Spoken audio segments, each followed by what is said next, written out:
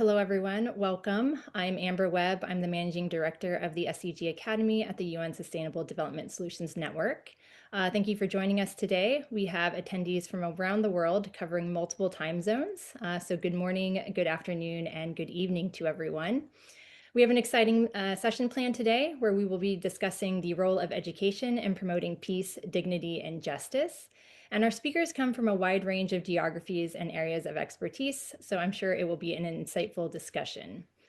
Before we begin, I want to give a little context for the session today, why we're here and what we hope to achieve. Then I'll introduce our invited speaker for opening remarks, followed by a discussion with our esteemed panelists. So why are we here?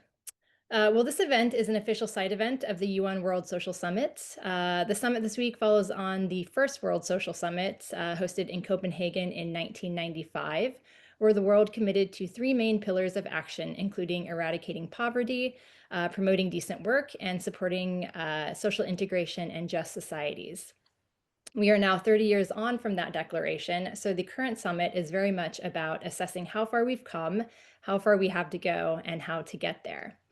So our session today is focused on education because it's a key enabler to social development. You can't achieve any of the three pillars of the summit without education. But the question that I want to pose to our speakers today is just what kind of education do we need to address our global challenges? And that's really the heart of the discussion today and the mark that we want to leave on the summit. So without further ado, I'll introduce our speaker for opening remarks. I'm so grateful that he was able to join us today. Dr. Tony Jenkins is an assistant professor at Georgetown University in the program on justice and peace studies. He has over 25 years of experience directing and designing peace building and international education programs in the fields of international development, peace studies, and peace education. Since 2001, Dr. Jenkins has served as the managing director of the International Institute of Peace Education, and since 2007 as the coordinator of the Global Campaign for Peace Education. Dr. Jenkins works frequently with the UN and UNESCO, most recently as a consultant on the revision of UNESCO's recommendation on education for peace, human rights, and sustainable development, and speaking on the International Day of Education as a panelist in the high-level dialogue on learning for lasting peace hosted at the UN headquarters last year. Dr. Jenkins has significant experience designing and developing academic programs in peace studies, including the MA program at the UN-mandated University for Peace. In 2019, in recognition of his work, Dr. Jenkins received the Educators' Challenge Award and People's Choice Award from the Global Challenges Foundation in partnership with the London School of Economics. Tony, I turn the floor over to you for opening remarks. Thank you, Amber, for the very generous introduction. And thank you to the UN Sustainable Development Solutions Network and Columbia University for organizing this important and critical dialogue. I regret from the beginning here that I can't join the full session, so it's very generous that I've been given this opportunity to provide some opening remarks and plant hopefully a few seeds. While I can't speak for everyone here, I come with some assumptions that there are at least two things that motivate our participation in this forum. One is the political task of peace education, right? This overwhelming need to strengthen education for peace, dignity, and justice that is demanded by the present conditions of converging existential crises that include but aren't limited to, climate change, rampant militarism, wars, the rise of fascism, the erosion of our democratic norms and institutions around the world. The second motivation, I think, is also political, but of a very different nature. I can say that I'm called here with the intent of learning with and from my peers. That's the most exciting reason to be here in this forum, where we have also a chance to model for others a reflective praxis that's rooted in various traditions of critical, transformative, and comprehensive peace education. When I show up in spaces like this, I try to orient myself to the world as an edu-learner. This is a disposition to teaching that was articulated by my late friend and mentor, Dr. Betty Reardon. She described an edu-learner as this. She said, an edu-learner is a practitioner and theorist whose primary activity is learning while trying to help other people learn. And the most fundamental aspect of the edu-learning process is the role of the teacher as a learner and the view of learning as a lifelong process of experience reflected upon and integrated into new learning in an organic, cyclical mode, a mode that is conscious of the relations between the inner experience and the outer realities.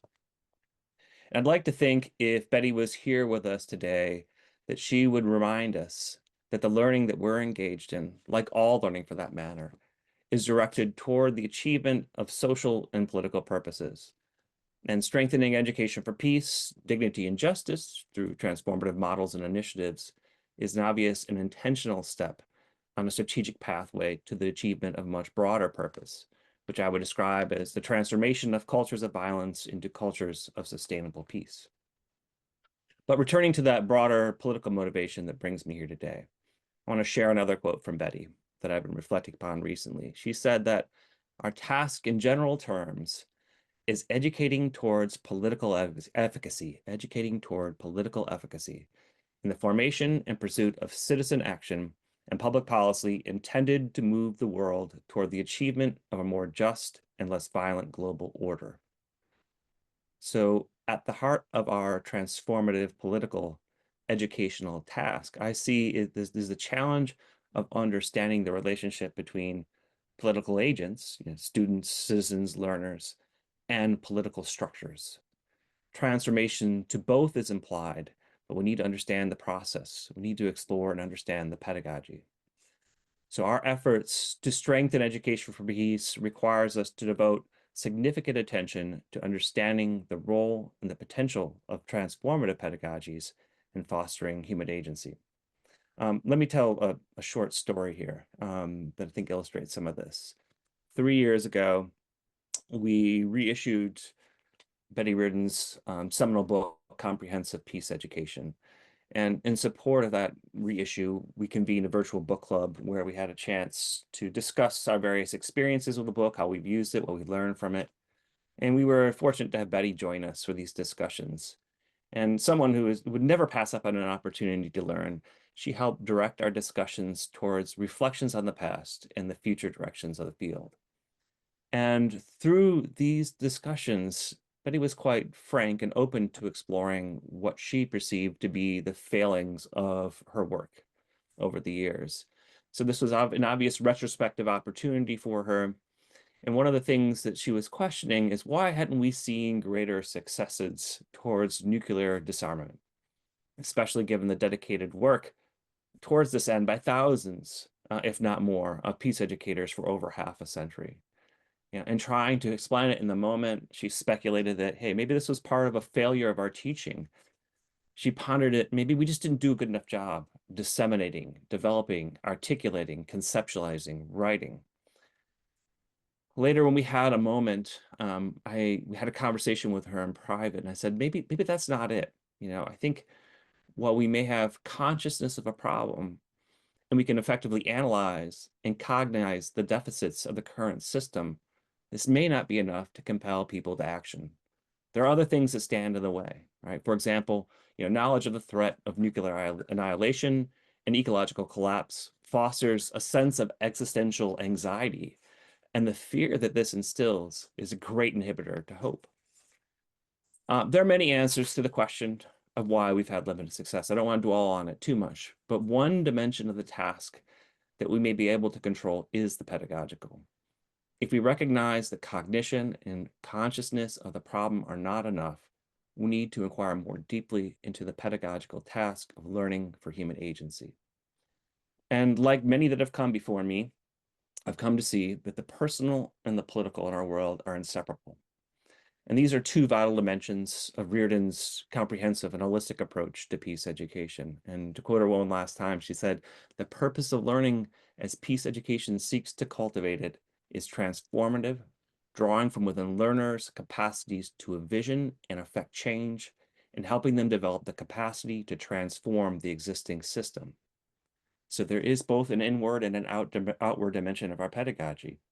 Right, the inward dimension focuses on the development of personal capacities to envision and to affect change. Of course, there's, again, more to it than this. We need a greater understanding of the pedagogical approaches that are most effective to the development of inner moral and ethical capacities that are essential to living a life with integrity. And these inner resources, these inner capacities, are essential to develop for engaging in those outward dimensions that are focused on social and political and system change. In essence, transformative critical pedagogies are premised upon a holistic theory of change in which the personal and the structural and the cultural change are in a symbiotic relationship. And I think it's really important to reveal these essential interdependencies that exist between the psychosocial and the socio-political. And understanding this relationship provides vital insights into those possibilities of nurturing human agency, which at its core is acting with intention towards applying our individual power to affect change on the structures of society. And maybe another way of expressing this idea of human agency as a form of action is it's the process of seeking to live one's truth through experimentation and new ways of being and acting, both personally and politically. Now, there's so much more I could say today, but my time is very limited. But I want to just wrap by addressing this theme of epistemic justice that is also part of today's webinar. So any effort to strengthen education for peace needs to begin with an acknowledgement and an analysis of the ways in which formal educational systems in particular have imparted various forms of structural, cultural, and epistemic violence. This imposition of hegemonic systems of knowledge, beliefs, traditions, languages, and ways of being originating from a colonizer logic and further carried forward by neocolonialism has resulted in the invalidation and the voiding of indigenous systems of knowledge and beliefs and traditions and languages and ways of being. Further, it puts forth a very anthropocentric worldview, viewing humans as the top of the ecological pyramid, separate from ecological processes rather than part of it. And this epistemic violence is not only dehumanizing, it prevents us from considering a full repertoire of possible transformative responses to ecological and social crises. And this problem extends beyond what is known to how it is known and to how it is taught. So as we move forward today and into the future, what I want to do is invite all of us to be edu-learners in the fullest sense, to be reflecting upon and examining the assumptions of our teaching in terms of both content and methodology so that we might disrupt the cycle of violence rather than reproduce and sustain it. So thank you for your time and attention. Again, I wish I could stay longer, and I look forward to receiving a full report in the video that follows. Thank you very much. Thank you so much, Tony. That was a wonderful and a powerful reflection on the field, and I think very timely for the current moment that many of us are living through. So thank you again for your opening remarks, and we will be sure to send the video to you. Thank you. Now I'll turn it over to our six panelists, who are all esteemed speakers and practitioners in education. These panelists each touch on a key theme of our session today. And the first theme is virtues, values, and holistic learning. For this theme, I'd like to introduce two wonderful speakers. So the first is Dr. Jing Lin. She is a professor in the International Education Policy Program at the University of Maryland. She has done extensive research on East Asian culture and education, peace and environmental education, and religion, spirituality, and education. She has taught many courses on related topics and authored and co-authored several books, including Love, Peace, and Wisdom in Education, Educators as Peacemakers, and Transformative Eco-Education for Human and Planetary Survival. Also, we have Dr. Annie Rappaport, who is the Associate Director of Community Dialogue at Yale University. She holds a doctorate in international education policy with a specialization in international peace and environmental studies. She has conducted research related to education-centered reparations and transitional justice in Cambodia. Related, she has conducted a multi-year study on memory construction and education in post-genocide Cambodia. Dr. Rappaport held various academic roles at the University of Virginia and University of Maryland before taking her current role at Yale. Jing and Annie, it's great to have you both here today. To get us started, I'm going to pose a question to you that I'm going to pose to all of the panelists, which is, the themes that you represent here today are very central to who you are as scholars and the bodies of literature that you've helped shape. Looking back over your careers until now, what topics and conclusions have been most important to you? For you personally, what has been most critical to address in education? I think I will start with Jing. So Jing, I'll turn the floor over to you for your reflection. Thank you very much, Amber. And thank you everyone for coming to this event. And I'm very honored to have the opportunity to talk.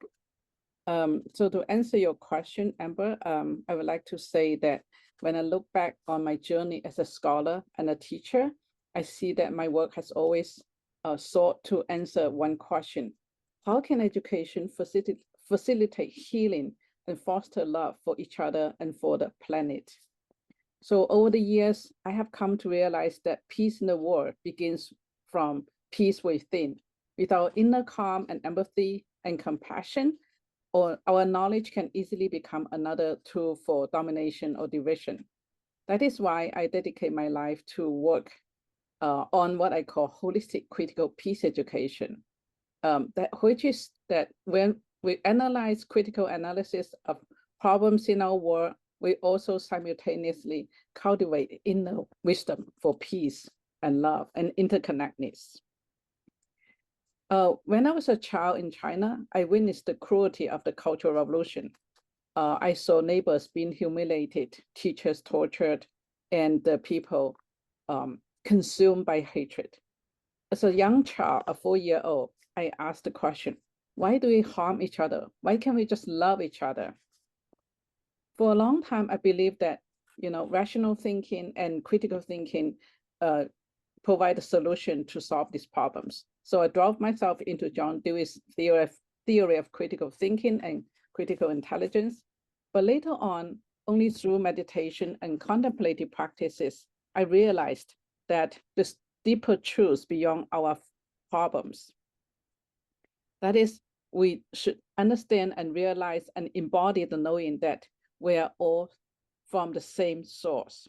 We are one.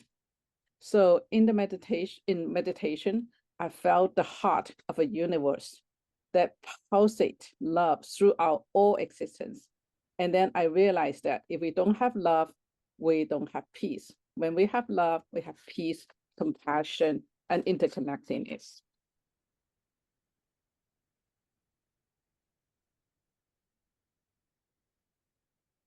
So I realized from these experiences that peace education cannot only be intellectual, it must touch the heart and the soul of students.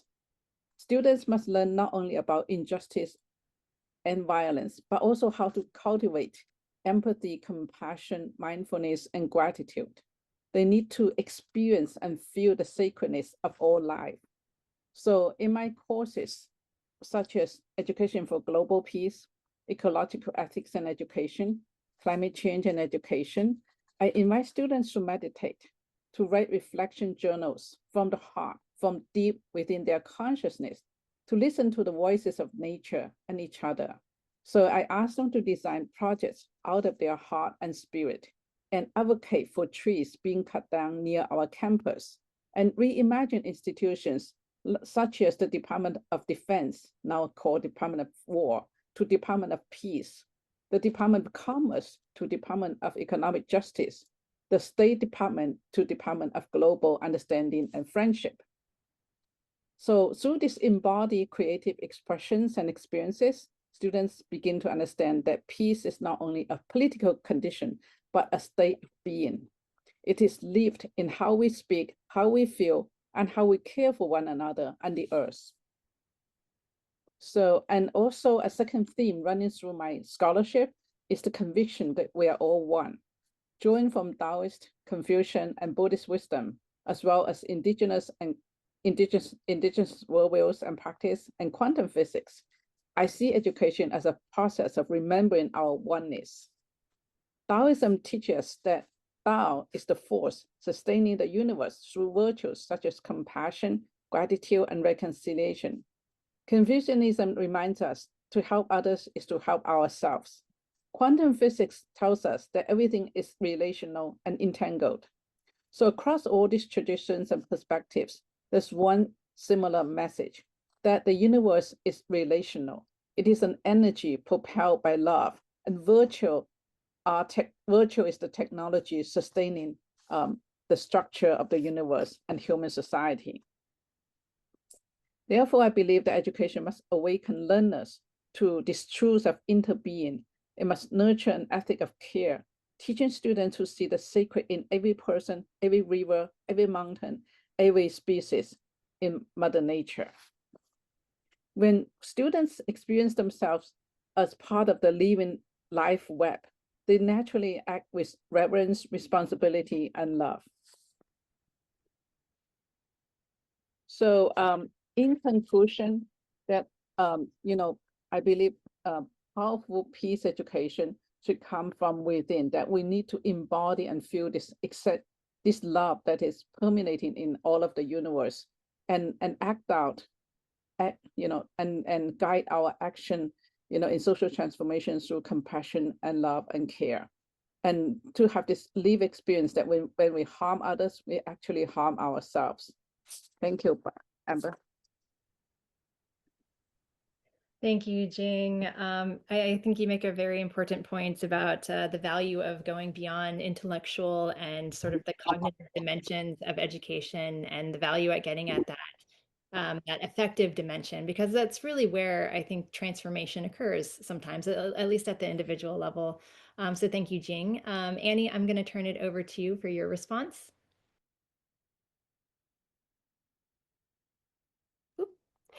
Thank you so much, Amber. And I feel so honored to be here. I'm so glad to know that this topic is going to be discussed. And I feel extra humbled to go right after my PhD advisor, whom I love, which is Jing. And with that, she has been a huge influence when I look back on how I approach pedagogy, and how I've been encouraged by her and others to be able to really tap into creativity and ways of being, to model it for my students and to be encouraging of it myself. And one of the things that really sticks with me that Jing was just talking about is this awakening of the students, and this awakening to our inner being, this awakening to a sense of relationship with everything that surrounds us, that we are immersed in. And I think how I've come to conclude, a couple of things that I've come to conclude, I suppose, although I'm always learning, is that one of the ways that I'm best able to facilitate that awakening with my students in the classes that I've been teaching in education, multicultural education, genocide prevention, and so forth, is to create spaces for story sharing, like very deep story sharing that helps people see and celebrate how their own story is different, but also seeing those parallels and those pieces that make us so deeply human, all going through this experience as we are. And so through facilitating stories, there's a few really key components to help keep it as effective as possible and practical. Story sharing can be used in many different fields, and it can be used in very powerful ways, whether it's education, advocacy, policy making. All these things are greatly influenced by stories. And it helps do a mind shift, where many students who enter my classroom, who are often undergraduates or graduate students, throughout most of their life have felt more so like they're a data point, have felt more so like it matters how they score on a test.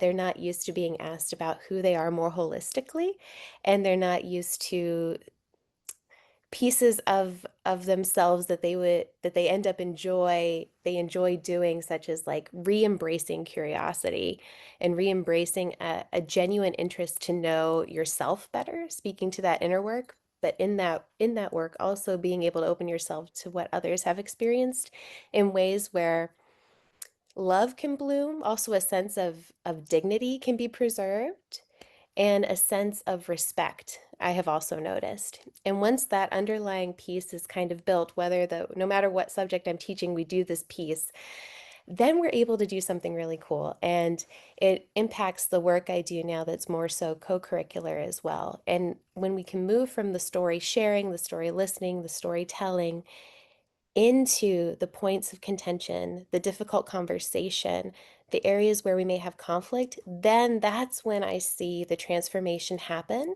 with more fluidity, more naturally. And also this idea of, yes, we can have difficult conversations, But how cool would it be if we were actually eager for those and we weren't avoiding those and we're not trying to sidestep out of politeness or sidestep because it's a little bit scary, but because we see the possibility there for idea generation. So I would say the other piece that's been really key in the classes that I've been doing is both modeling love. So I often introduce my classes with philosophers and authors like Freire or Bell Hooks and show that it's okay to say the word love in a classroom. And it's really interesting because of the different university settings I've been in, depending on the subject area students are coming from, that can feel incredibly uncomfortable. It can feel soft. It can feel silly. It can feel like something that is not supposed to enter the door in a classroom. But by the end of class, what I love to see is if we stick with it and don't shy away from it, students do embrace it, similar with questioning. So with the story piece and the story facilitation in that area of pedagogy, having people reclaim almost their curiosity. We have so much curiosity when we're little, and there's some research about this, but our curiosity peaks at like age 4, and we're asking hundreds of questions every single day. And then one person, I don't remember their name or I would credit them, said, we enter schools, going into each school as a question mark, and we exit each one more like a period because we value the answer. We grade the answer.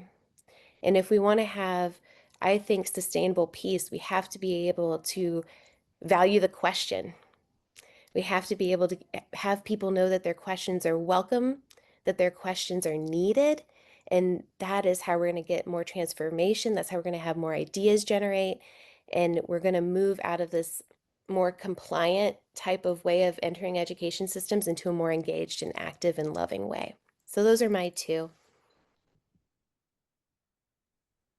Great. Thank you so much, Annie. There's definitely a lot to discuss when it comes to pedagogical techniques of how to convey this kind of education. I'm going to save my commentary and questions for the end, though, but certainly more to discuss there. So next, we're going to turn to the theme of knowledge systems and epistemic justice. For this theme, we are honored to have Yusuf Wahid. He is a distinguished professor of philosophy of education in the Department of Education Policy Studies at Stellenbosch University in South Africa. He joined Stellenbosch almost 2 decades ago as the director of the Center for Educational Development and has been a full professor since 2002. He was also chair and dean of the Faculty of Education. Dr. Wahid is a fellow of the Academy of Science of South Africa. He's an internationally acclaimed scholar and serves as the editor-in-chief of the South African Journal of Higher Education. So Yusuf, I pose the same question to you. Looking back over your career until now, what topics and conclusions have been most important to you? For you personally, what has been most critical to address in education? Thank you very much for the opportunity to be part of this esteemed panel. It's my honor to be with you. Amber, what moved me and the scholarly work that I have engaged with has been the idea of education. How do we relook the idea of education? How do we think differently about this practice of education? So already I'm claiming that education is both a concept and a practice. So there's this interconnection between theory and practice, and they are inseparable. And that's at the heart of what education is about. But there's something more. Education for me has been driven by what it means to engage in an encounter. So how did we do this? So over a period of 3 decades and all the doctoral students that I've been involved with, supervised through the process, we have come to an understanding, and I say really we because I've learned so much from the students whom I supervised, and in turn, they have learned from me. So there was a sense, always a sense of mutuality. But what emanates from this notion of education, and you can call it peace education in this context, is if we consider education as an encounter, then the possibility is always there for individuals to pursue their autonomies and for the collective to enhance their deliberative experiences. And this interaction between individual autonomy and deliberative engagement is what drives this notion of education as an encounter. So instead of saying that I do things for you, I do things in association with you. And that is what we mean by education as an encounter. So, for example, if because a student was my doctoral student, we would engage in an encounter with one another. So we do things together. And that's at the heart of this human educational experience. And that is what is known as a democratic experience. So, education as an encounter is central to the idea of what it means to engage democratically, that is to say, deliberatively. The second idea is inspired by where we come from and who we are. We come from the southern tip of Africa, and we are Africans. So we are inspired by ethnic, cultural notions.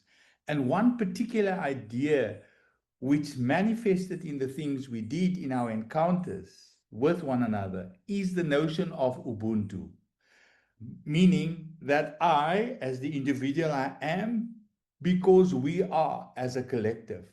And so we are as a collective on the basis of our individualities.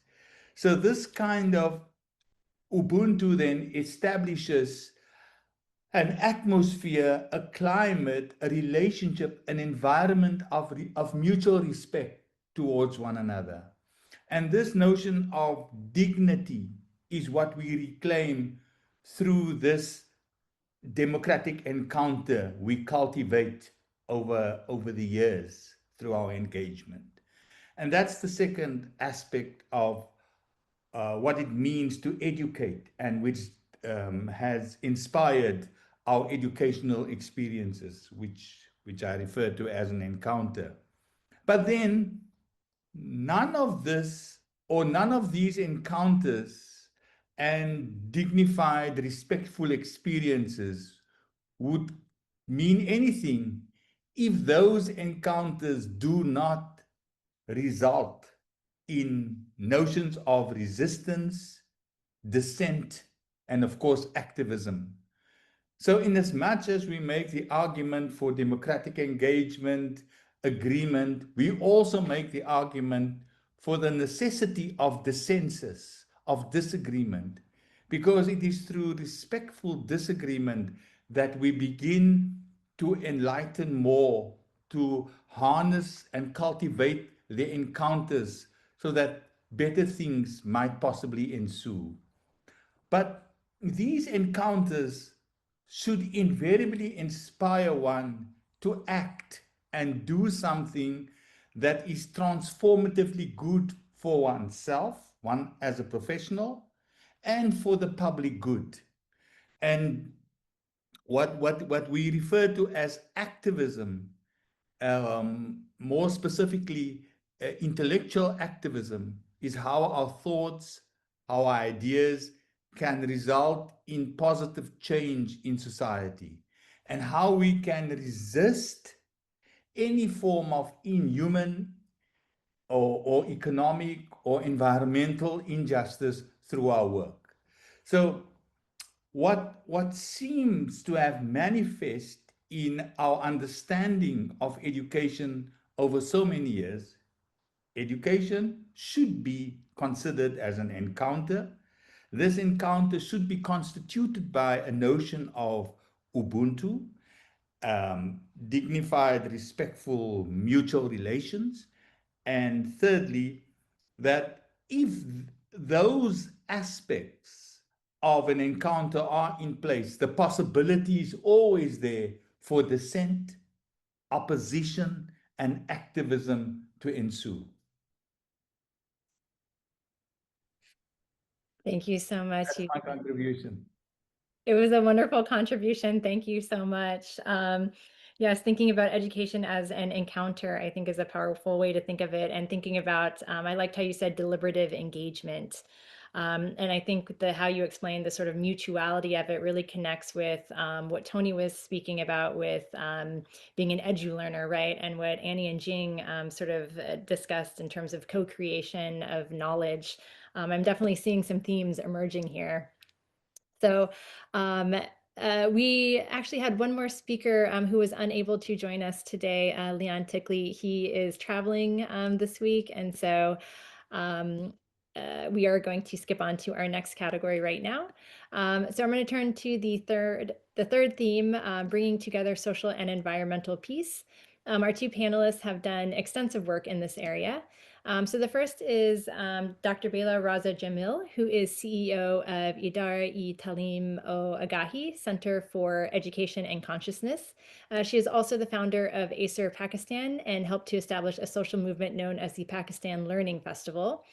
A leading public policy advocate, Dr. Jamil is a champion for the right to education and has worked passionately to advance early childhood care, girls' education, and education in emergencies. She's an advisor and board member on multiple organizations, including the Yadan Prize Foundation, the International Bureau of Education, UNESCO, and the People's Action for Learning Network, among several others.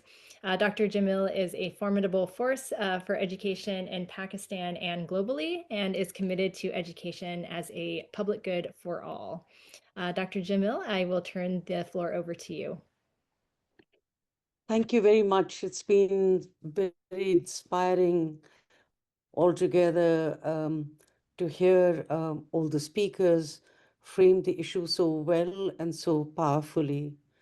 I think in terms of a contribution from my side, it is very important coming and from where, you know, our discourse begins. And it often begins with a provocation. And the provocation remains in our part of the world that we continue to work with a template or a model of education which still is stuck in the factory model and also in the colonial model of education. And I think that fundamental unequal systems of education, in a way, are full of violence because they go against what is the spirit of the human being, spirit of all the values that have just been shared by the speakers before me. And so, therefore, we are constantly working from borrowed contexts, from the so-called artificial divide of the global north to the global south. This sort of has led to everything which is not Ubuntu, and therefore it creates those separations between what you learn at school, the home, and the community. This sort of dissonance, which is in terms of language, in terms of emotion, in terms of heritage, and what would be seen as endogenous system, is what has continued to produce sterile systems, which were also, for someone like myself, and I love that age 4 that keeps repeating, but something that has been an issue of contention since I first started school when I was at age 4. And I was thrown out the same day because one protested against textbooks which were not relevant, which went against your social emotional well-being, which you could not relate to, whether it was the names of the dogs or the name of the mother or the image of the mother. And I think that constant framing, which is in which we have all grown up, especially from the global south, is the kind of provocation that has pushed us into looking at what it is that we'd like to do. But sadly, even in the discourse that has emerged, even the global discourse, whether from Jomtien to Dakar to other things such as the learning measurement task forces, etc., we seem to come against a very big wall in terms of what gets assessed or what gets measured is what gets learnt inside the schools. And sadly, the spaces that you want to be able to negotiate aspects of peace, of transformative education, those spaces are shrunk again and again. And it's against that that most of us have been working to find how can you negotiate larger spaces to be able um, to set aside that. But I think it is important to see that whilst in futures education, we are looking at holistic approaches, systems orientation, looking at design and content, and each time we seem to face some kind of a challenge where environmental and peace education, the kind of space it deserves, somehow gets lower ordered. And one doesn't need to go any further than SDG 4.7. And if you look at SDG 4.7, it is the seventh target of the SDG 4 goal agenda. And there's so much over there that in this end it gets diluted, and one doesn't know really how to negotiate that. And I think it is important to remember that in that discussion and negotiation of where we are looking at education for sustainable development and global citizenship, you're looking um, at the way it is described, and then only very recently one has come up with some indicators to be able to say, okay, what does 4.7.1 stand for in terms of mainstreaming of environmental education, ESD in education policies, in curricula, teacher education, and student assessment, and so on and so forth. But it gets, you're exhausted by the end of it. You are not being able to give that kind of space that is desperately needed.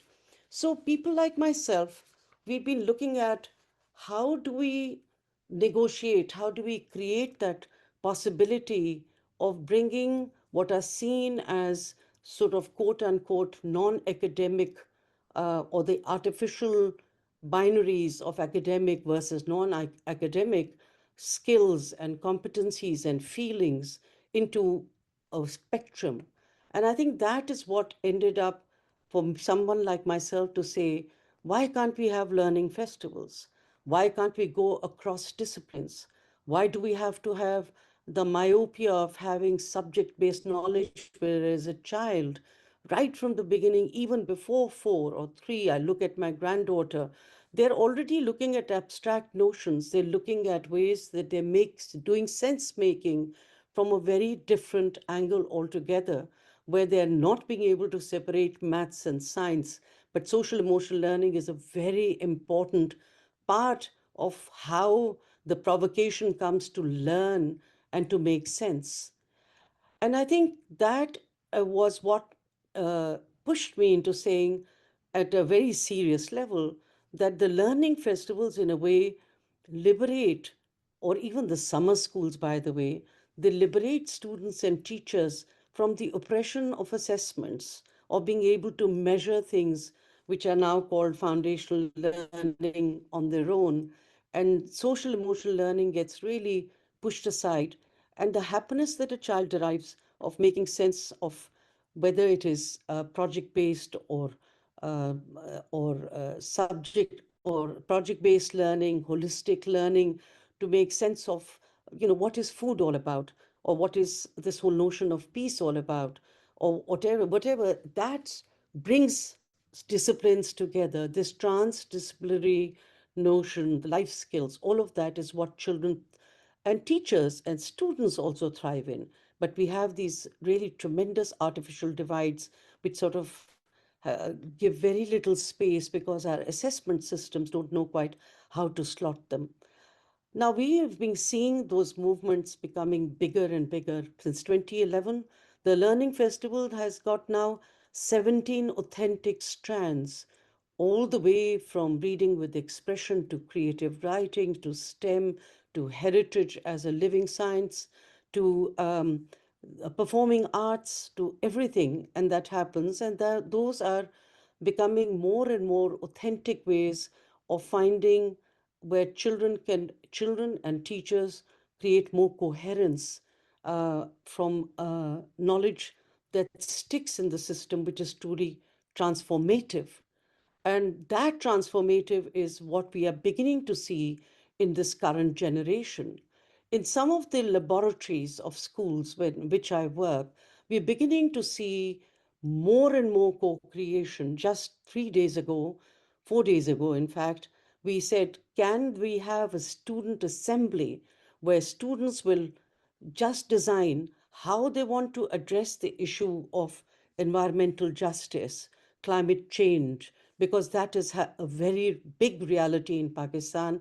We are now #1 country when it comes to the Global Risk Index for climate change. And it was phenomenal to see what the children, these are children from grades 5 to grade 9, how they put together an assembly where they began to separate the notion of, is it going to be an individual act or will it be a collective act to stand against and to change the ways we look at issues of environmental justice, social emotional injustices, and especially in schools where we are working with vulnerable children and also teachers, where teachers also felt very liberated to see how children can rise to that kind of level of agency, and will school system provide that agency that is needed for children to discover a new way of looking at how they're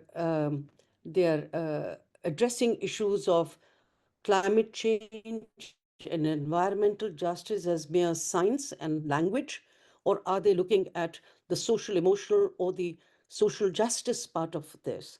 Because what is happening inside their households, they're having to learn new ways of confronting actions to address climate change, which happens almost on a daily basis, whether it is smog or whether it's floods or whether it's gulfs. This is all happening in Pakistan almost on a day, on an important level. The issue of mental health that is affecting them, they don't know whether tomorrow will be a real day or not. So this aspect of looking at the whole human being, the aspect of unraveling the social emotional part with the knowledge and the skills part, and the pedagogy that goes with it, is truly transformative. There is no way that you can separate the child, the teacher, the home. And I think our challenges today are, how do we, moving forward beyond 2030, come up with a more coherent way of addressing issues which are extremely atomized, still remain very subject oriented in single kind of subjects, and to be able to try and bring this together holistically. I wanted to just finally talk about an experience from this same schools that we are testing out, on schools which are looking at how to overcome adversity, schools which are shortlisted as one of the 10 schools in the T4 to look at how they address issues of environment, of a river which may be drying out, how to take that action for themselves, and to be able to look at how they combine those aspects, the new value systems, they can experience how the river actually dries out, to take action, to bring music together about a river where you are abandoning your responsibility. This is the river Ravi, for example, which flows through Punjab and Lahore, and where they took action around that to say, what is it that they will do? It's not just in terms of how they gathered the content, but the way they performed, not just in the music, but the costumes that they made, which were environmental friendly, the way they actually looked at the different characteristics, the learner characteristics of dignity, of integrity, of endurance, and empathy as the new learner language. Now, question is, will that new learner language somehow or the other be put at the center of things, at the center of the way we are transacting with knowledge systems in our schooling systems?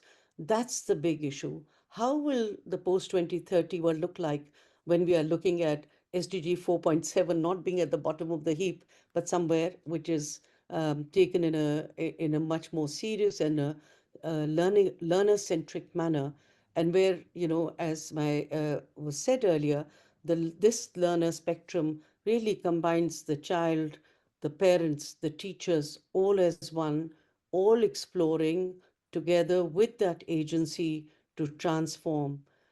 If there is any time, I'll talk about, you mentioned the question of how do you have schools which are going to be much more address issues of safeguarding those notions of becoming more proactive on how to have aspects of being trauma-informed schools, etc.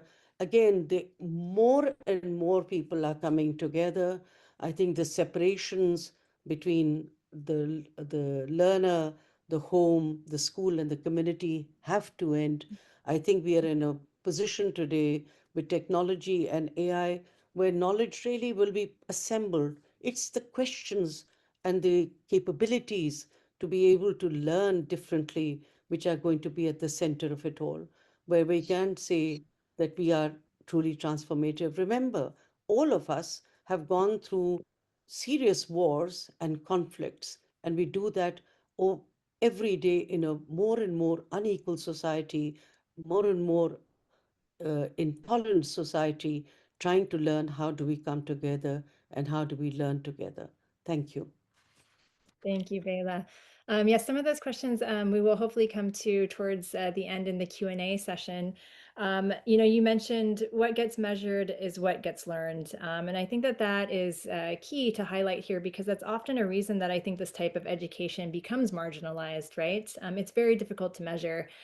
Going back to your thoughts on what education can look like post 2030, our discussant, Dr. Iyengar, later, she is the chair of Mission 4.7, and maybe you can reflect a little bit on that question. But first, I'm going to turn to our last speaker, and then I'm going to come back around for another round of questions.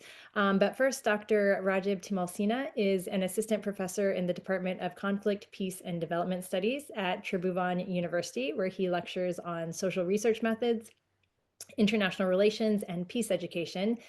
Professor Timalsina is also the director of ACER Nepal and is co-secretary general of the Asia Pacific Peace Research Association and co-investigator of Mobile Arts for Peace, informing the national curriculum and youth policy for peace building in Kyrgyzstan, Rwanda, Indonesia, and Nepal. Rajib, I turn the floor to you.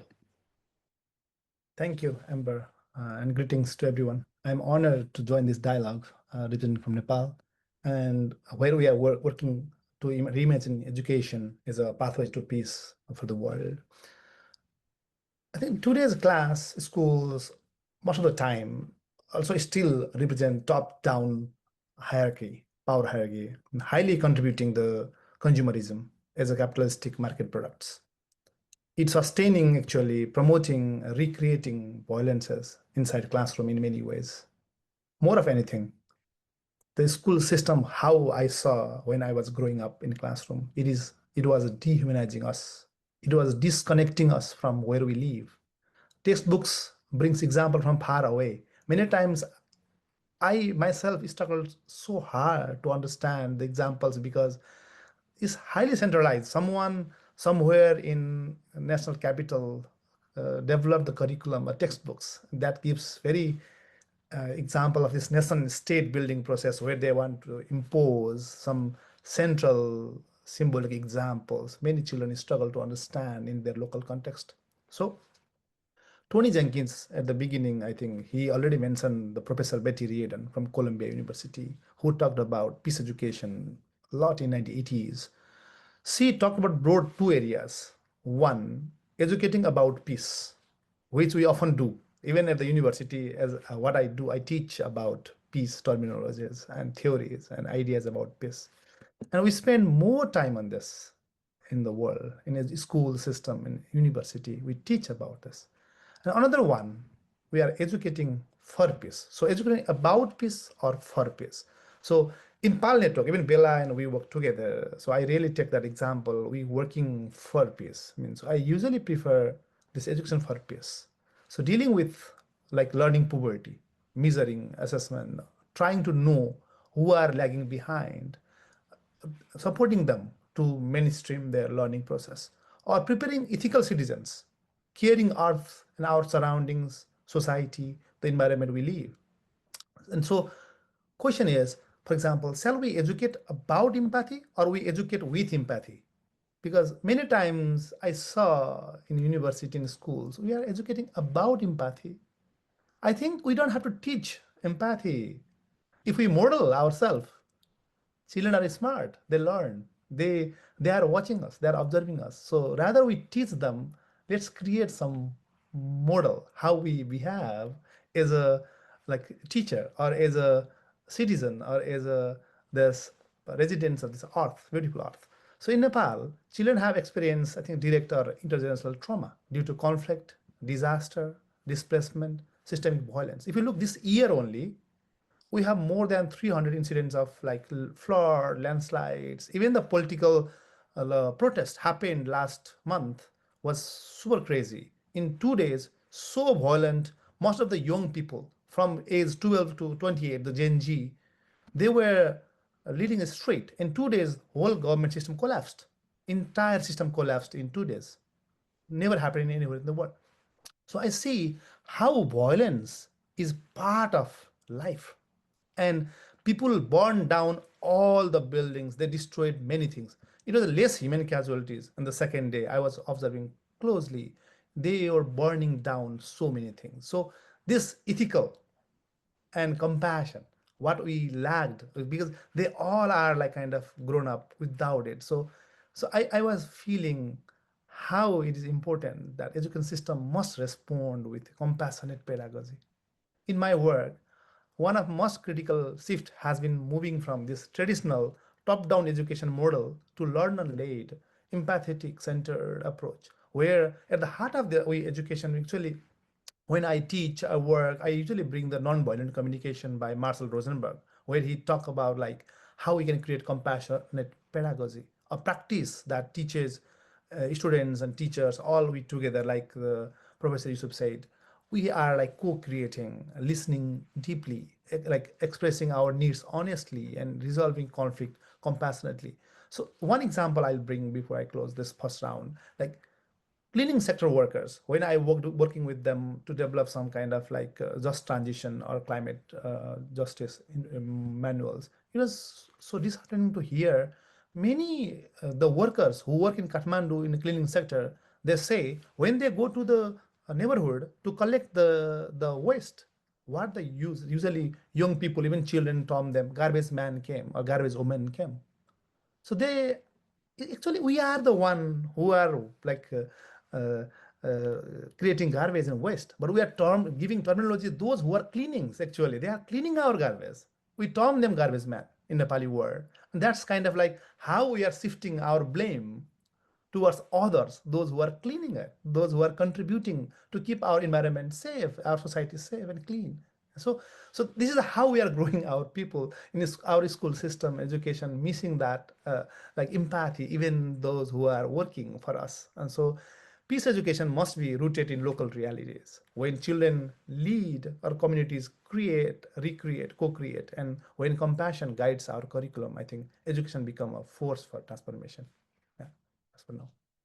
Thank you so much, Rajiv. You highlight several good points, but especially that education can be used for peace, but it can also be used for violence. And so, how do we sort of break that down and move forwards with more productive versions of peace education? Great. So right now, I'd like to do another round robin of questions to the speakers today. I'd like to turn our attention to what education can look like practically. So returning to Jing and Annie first, I'm going to pose this question to you.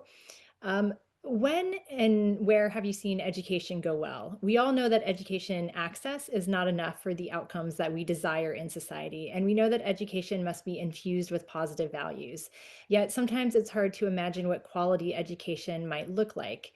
So can you describe briefly, I think just a few minutes per speaker, describe briefly instances or scenarios where you think that education has gone right?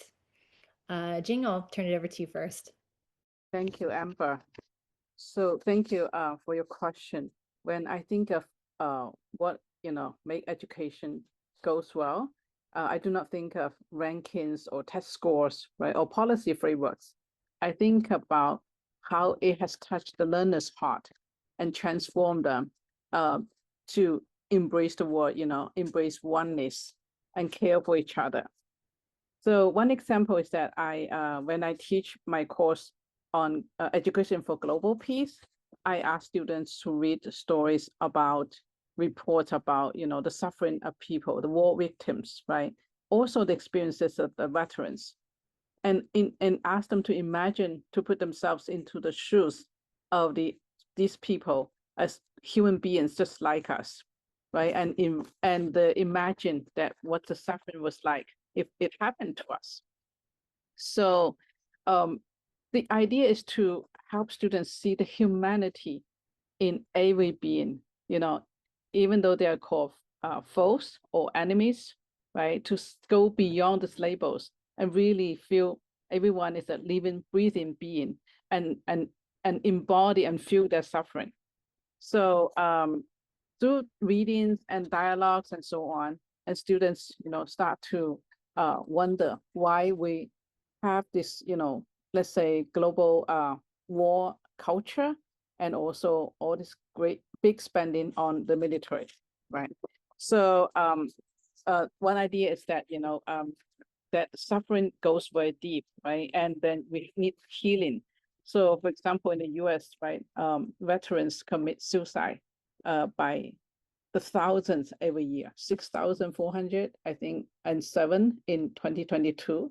So, they suffer deeply in the subconscious mind, in the heart, in the spirit, because in any conflict, right, we kill live human beings or live human beings suffer.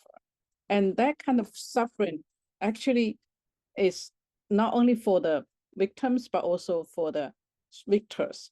So because we cannot face our humanity or humanness in the deep subconscious mind, which knows that we are all one, we're interconnected. When we harm others, we harm ourselves. So I also had students read work by Gandhi and Martin Luther King. And Gandhi said, I have tried to reduce my ego to zero. So he said that I also see that love is this cosmic force that sustains the universe.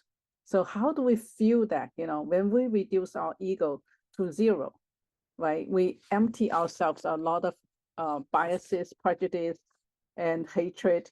But then to go from there to open up to see the humanity, which is sustained by love, and the whole universe that is sustained by virtue, such as cooperation, reconciliation, interdependence. And also, Martin Luther King teaches us to love our enemies. How is it possible? So through dialogue, through embodied feeling, students come to the realization, if we don't forgive, there's no future, because we'll perpetuate the cycle of violence and war continuously.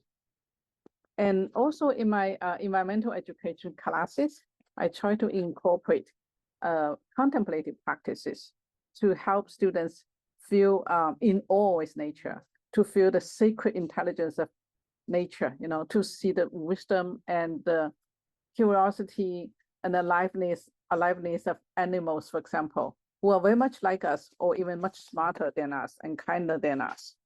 So we do reflection journals, we do outdoor visits, we participate in activist campaign and so on. And through these practices, students really open their heart to nature, and they go from seeing nature as object of study, as resources, as something to measure, as friends, as family, as our teacher, a mentor, and so on.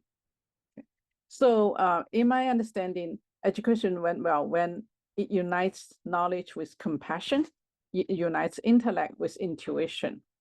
Okay, and then with the understanding that caring for the earth and caring for each other is caring for ourselves. And in this kind of contemplative, embodied holistic learning, everything comes to life, and wisdom grows from within. Okay, and love is like a natural outgrowth through this process. In conclusion, quality education, I believe, is that which opens the heart, transform our consciousness, and help us remember that we are one human family living in a sacred universe.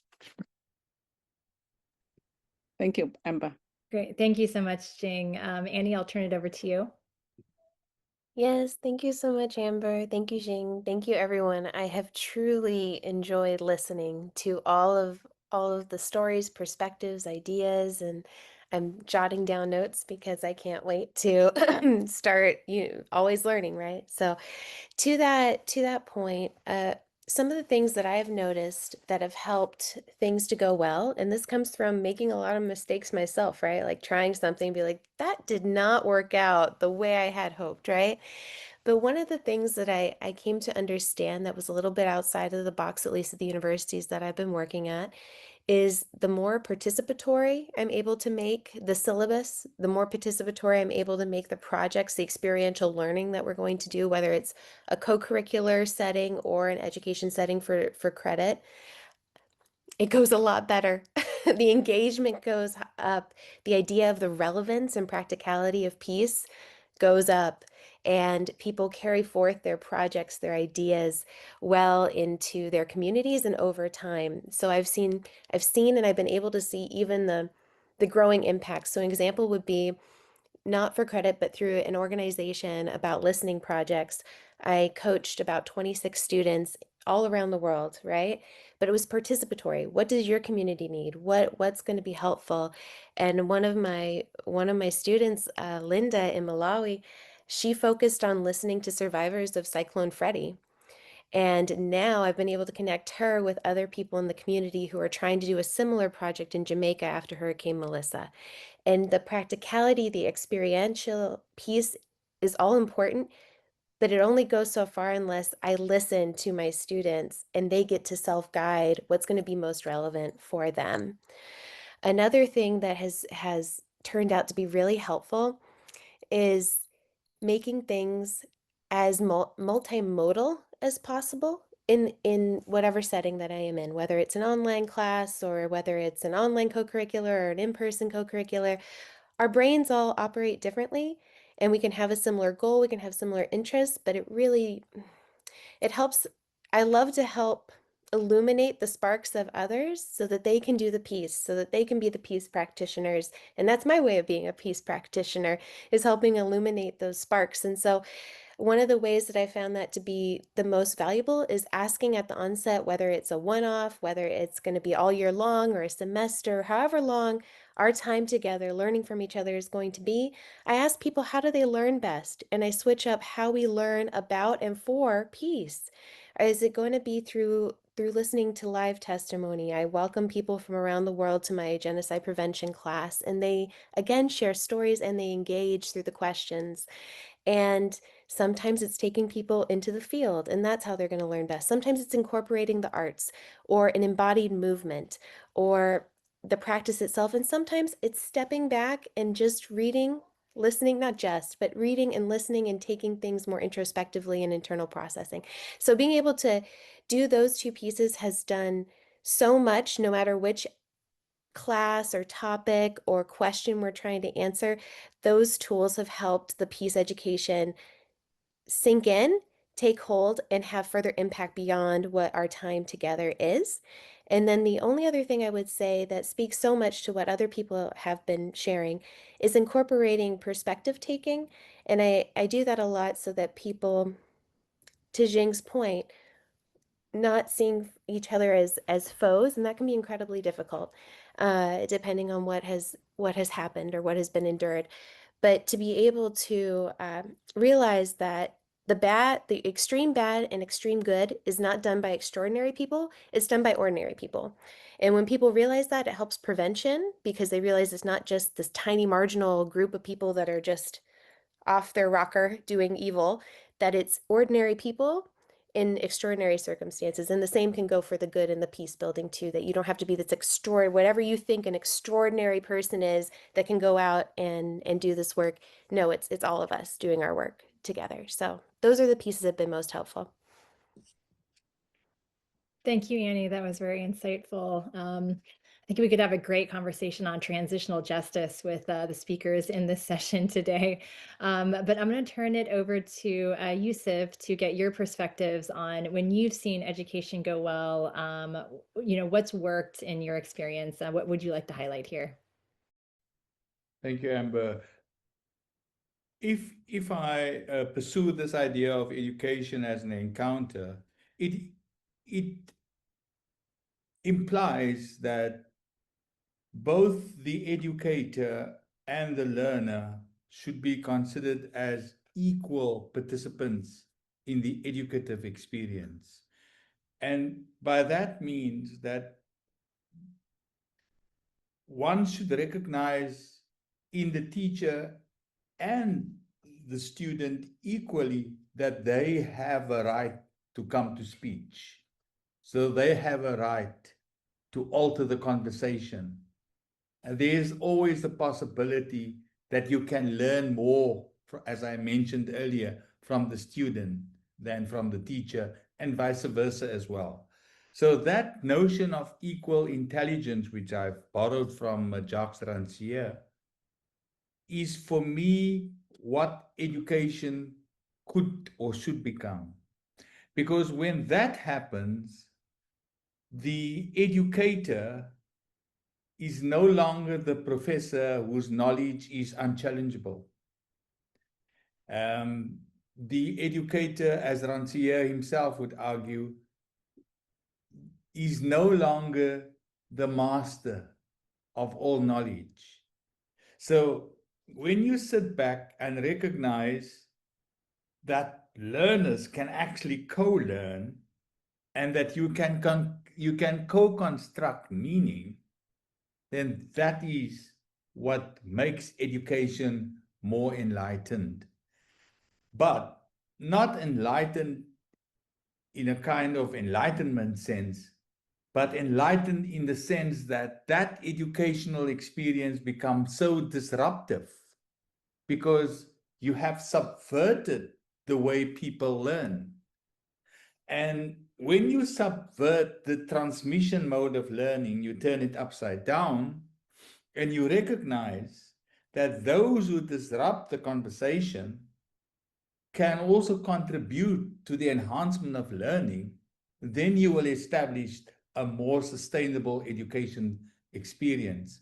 Now, some might argue, where does this happen? Well, I can give you an example. Over the last 10 years in Southern Africa, there has been, in particular in South Africa, there has been the what is called the hashtag Fees Must Fall movement, whereby protests and disruptions within universities have resulted that there hasn't been opportunities for formal lectures, formal classes. And what you hear empirically from students is that they have learned more outside of their classrooms what they have learned previously, which shows that it is not always that productive learning manifests within a formal classroom, but that learning can also happen beyond the classroom. So this idea of creating a democratic opportunity of equal intelligence, whereby the pedagogical processes can be disrupted, is what will make education, in the words of the United Nations, more sustainable. Thank you, Yusuf, for your insights. A lot of good information there. You mentioned fear, and I think about that a lot, actually, because in when I have seen teachers assessed for climate change education, why they're not implementing climate change education, the number one reason that always comes back is fear of not knowing the information, right? But I think that if you transition into this perspective of being a co-learner, an edu-learner, right? When you transition into the perspective that the teacher is also the learner, it really breaks down that fear of not knowing the information. And so I think that's a very valuable perspective to highlight here. I'm going to turn it over to Bela and Rajib to answer this question, perhaps just 2 to 3 minutes each so that we can get to a Q&A and so that Radhika has time at the end to wrap us up. Bela, I'll turn it over to you first. When have you seen education go well? So I think, one of the dominant um, pieces, I think, in education is truly the very intentional, disruptive education systems that are becoming quite popular, where, there are some schools which are really breaking away from that to see how they can disrupt the usual rhythm. But I also want to acknowledge that in this same period that we are talking about, we've had some exciting initiatives that have been taking place, and one must acknowledge those. Things like Seeds for Peace, and they are movements. So there are things like Seeds for Peace as a movement, things like in movements like FIDS, which is looking at design for change as a pedagogy where you feel, imagine, do, and share. I mean, there's this whole aspect about creating possibilities where you can creating content, you're creating a pedagogy, you're creating open knowledge, so everyone can actually use that knowledge and that method more and more. And I think we must, including things like, maybe Radhika will speak about the turnaround flashcards for climate change futures, the process through which this content has been created or co-created, which is becoming more and more open, in terms of what it is. I've been part of this movement on WISCOM, which is the Women in Security, Conflict Management and Peace for South Asia, especially India and Pakistan. Many of us, don't have a sense of closure, and we need to create those spaces for closure. A whole movement which is looking at positive deviance, which is, we look at Schools 2030 as a movement of how, as I said, that the artificial divide between academic and non-academic is now on a spectrum of 27 domains, and where data is being looked at, where there's intentional data which is looking different and more positive data deviance, where you can begin to see, okay, what is it that is truly working? Now, these are not just small movements, they are big movements that are taking place. And like all of us, even when Rajiv was speaking, the work that all of us are doing, we are trying to create, or the learning festivals, the learning strands curated, measured actually, even for impact and content, they are actually they are open public goods. These are open source informations which are trying to bring together the challenge of a conflict, the challenge of climate change, out of it's really an embodiment of a straitjacket of science and knowledge, to that of feelings, to that of conflict resolution, to that of resilience.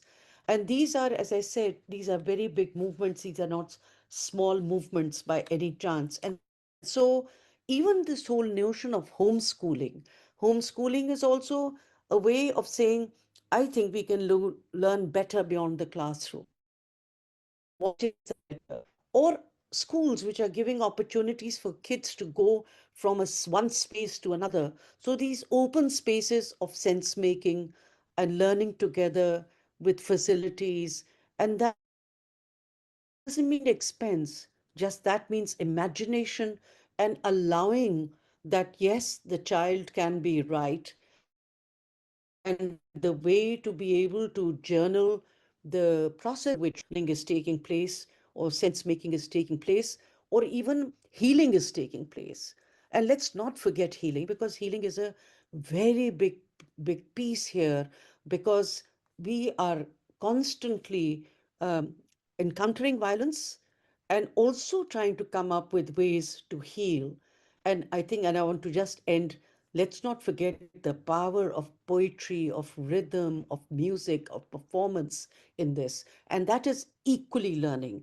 Somehow we put it away and say, but that's co-curricular. No, that's creating content and reclaiming content, as we have done in terms of how do you learn from harmonies of from music, and music mapped to curriculum. So not rather than your culture, your heritage, your social cultural capital, you need to bring that capital into your mainstream.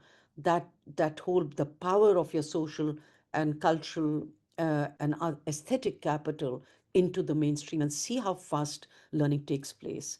One could go on, but this content is available to the world because all of us who are creating this to take as public goods. Thank you. Great. Thank you, Fela. Rajib, your response? Thank you, Amber. So I am just reflecting many examples right now in my head, and what I would like to start with the one question in the quick like Q&A. Someone Premji asked about the caste discrimination. So there are a few examples I would like to mention. One, in Mobile Arts for Peace project, what we are working on Rwanda, Indonesia, Kyrgyzstan, and Nepal. Like in Nepal, we work with more than 6,000 children, and in with like more than 7 schools. When we worked, we asked the young people in the school to the club to choose the most pressing issue as a young people they see in Nepal. So they listed out so many issues. The caste-based discrimination was the one top. Means young people are so clear to say and see that what's the problem they see in community or in school. So out of 6,000 young people, children, they clearly stated. And they chose, like we asked them to choose any method, like art-based method to talk about it, like both the what is the problem, why it's problem, and how it can be solved. So they choose drama, and they showed the problem image through the image theater, the drama of the caste-based discrimination, how it's impacting young people. So not only the children from so-called untouchable community, also for how it's impacting entire our society. So they showed very straight, very clear, and also they proposed the solution. Of course, they have dialogue. They work with this parent, teacher, and local leaders. Many times, it's old people. They are resisting this. They want to keep continue this kind of marginalization or discrimination and this practice. But one very beautiful part is this almost all young people they committed. They place that they will at least not continue this so like long prejudice and practice and bullying, at least from their side. So we are seeing so many change for these young people. Second example I'd like to bring, like some repetitive practice, like the teacher student, I remember. So as a teacher, one example, like how we shift NVC in the classroom is when you see future, like for example, one children coming school late, the word so-called late, like the children is supposed to arrive 10 a.m., but like he or she arrived 10:20 or 10:30, and a few days, what how teachers say, like, oh, you are always late, you are lazy. So when teachers use this kind of language, students become defensive. And so we have shifted how we shift that, as Professor Yusuf said, is like more.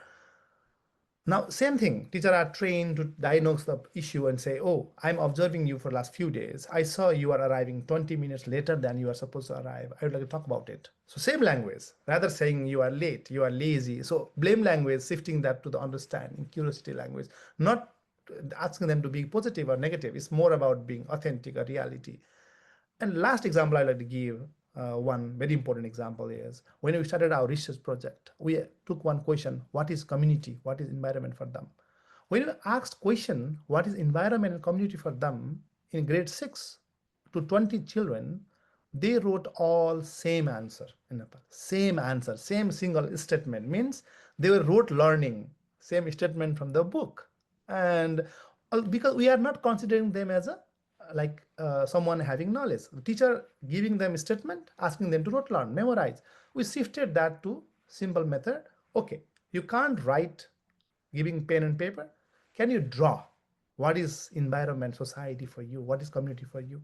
After 5 minutes, 20 children, 20 different pictures. Now they can explain what is environment, society for them. So how we shifted them, the children coming from community, they are living in environment, they also have their experience, their own contextual understanding. Rather, we imposing them our answer and letting them memorize it. I think it's always good to start with them imagining, reflecting, and design, writing, and painting, or bringing something in the classroom. So they all share examples together. So we create 20 beautiful environmental social images together. Thank you.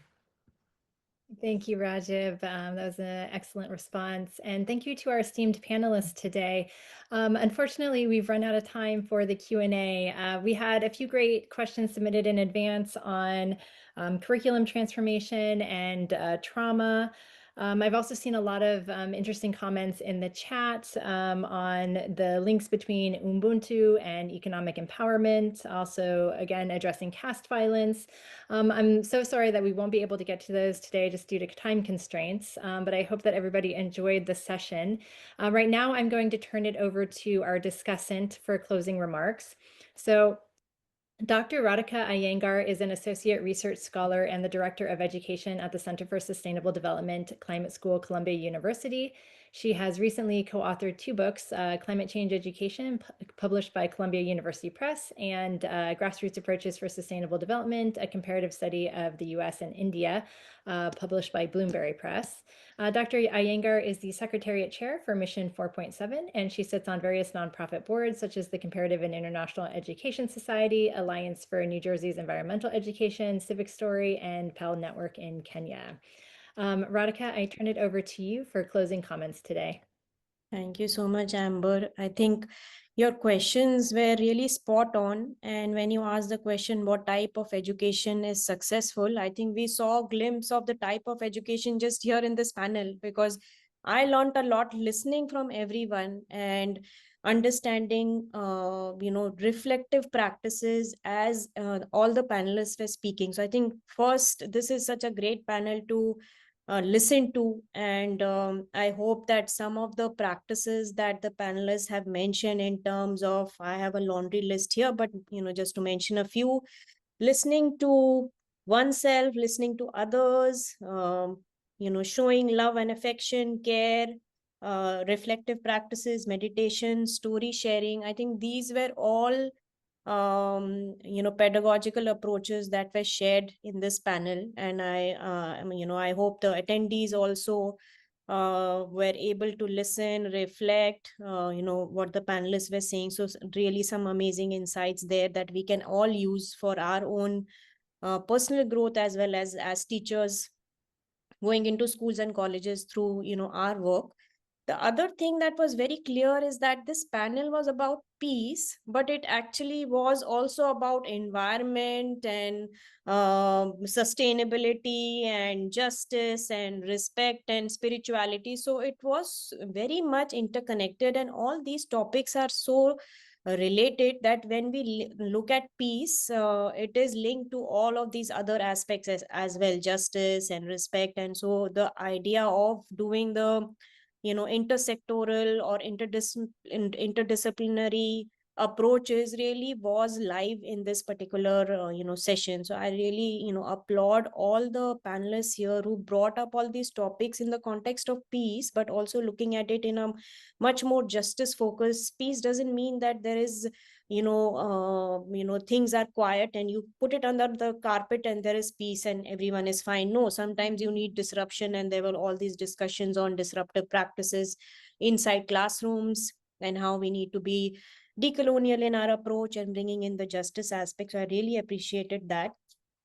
And finally, in just one minute, I just wanted to summarize that there is a lot of peace education with value-based approaches, social emotional learning, again, bringing in the life experiences and humanity. I think that part is really what we are looking at, like the value-based education aspect. But, there was also a discussion on how we don't have to teach people. We have to imbibe ourselves and use these as reflective practices for our own self, so that we bring in that aspect into the classes, and which was again very evident from our panelists today. I think they were all very reflective and very careful in using their words and approaches, which I really appreciated.